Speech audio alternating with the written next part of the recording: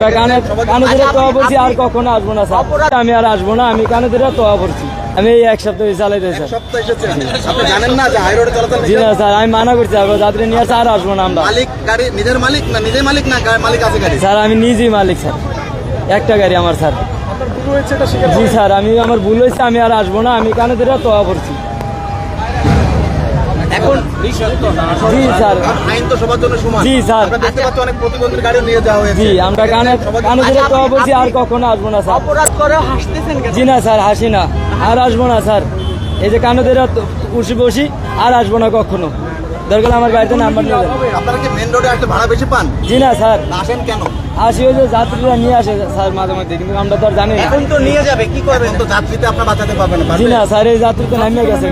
যাত্রীর ব্যাপারে কি বলবেন? যাত্রী ব্যাপারে আর কিছু বলেন না স্যার। এখন আপনি যদি আমাকে যদি কোন যে আর আসবে না, আমরা আসবো না। আর যদি আপনারা যে শাস্তি দেন আমরা ওই শাস্তি মানবো স্যার। আমরা তো আর জানি না স্যার, আমি তো এক সপ্তাহ হয়েছি গাড়ি চালাইছি স্যার। রিক্সা অবৈধ জি এবং স্যার। মেন রাস্তায় আসা নিষেধ, এটা মাইকিং করা কিংবা নিউজ হওয়া প্রতিদিন স্যার আমরা তো আর জানি না স্যার, আমরা আর আসবো না কখনো। দেখেন না, জি স্যার, আর কখনো আসবো না স্যার। ট্রাফিক আপনাদের কখনো আটকায় নাই? জি না স্যার, তার তো আমাদের আমাদের খেতে দেয়, কিন্তু আমরা তারপর আজকে এরকম আসে? জি না স্যার, প্রতিদিন আসি না, এই আজকেই আসছি স্যার। সবাই তো বলতেছে আজকে এসে ধরা পড়বে। জি আজকেই আসছি, এখন ধরা